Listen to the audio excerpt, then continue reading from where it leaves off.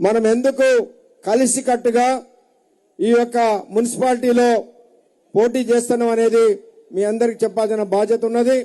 ఎందుకంటే మీకు తెలుసు మనది కార్మిక వర్గ పార్టీ, కమ్యూనిస్ట్ పార్టీ.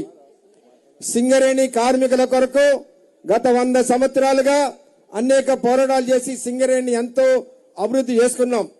అటువంటి సింగరేణి ఇవాళ ఏం పరిస్థితికి వచ్చిందో మీరు గత 2-3 నెలలుగా పేపర్లలో చూస్తూనే ఉన్నారు. ఒకప్పుడు మన సింగరేణి అంటే స్కీములు, బాగా పనిచేసిన వాళ్ళకి ఈ ప్రైజులు ఆ ప్రైజులు అనే స్కీములు, బోనసులు ఇట్లా ఉండేవి. ఇప్పుడు సింగరేణి అంటే స్కాములు, అంతా కుంభకోణాలమయం.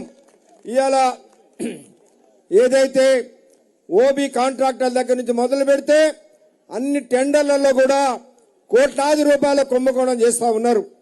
సింగరేణికి రావాల్సినటువంటి 51,000 కోట్ల రూపాయలని ఈ రాష్ట్ర ప్రభుత్వం ఇవ్వకపోతే ఇంకా సింగరేణి ఎక్కడికి పోతే మీరు ఆలోచించండి. ఇదే ప్రభుత్వం ఇదే విధానాలు కొనసాగితే ఇంకొక 10 సంవత్సరాలలో సింగరేణి అనేది మనకు కనపడదు. కాబట్టి ఎటువంటి పరిస్థితుల్లో ఈ కాంగ్రెస్ కి బుద్ధి రావాలి. ఈ మున్సిపల్ ఎన్నికల ద్వారానైనా సింగరేణి కార్మిక వర్గంలో మీ మీద ఎంత వ్యతిరేకత ఉన్నది అనేది తెలియాలనే ఉద్దేశంతో ముఖ్యంగా మన బీఆర్ఎస్ పార్టీ బాల్క సుమనన్న గారి నాయకత్వంలో మనందరం కూడా కలిసి ఈ యొక్క మున్సిపాలిటీని గెలుచుకోవాలనే ఉద్దేశంతో కమ్యూనిస్ట్ పార్టీ ఈ రోజు ఇక్కడ మనం పోటీ చేయడం జరుగుతూ ఉంది.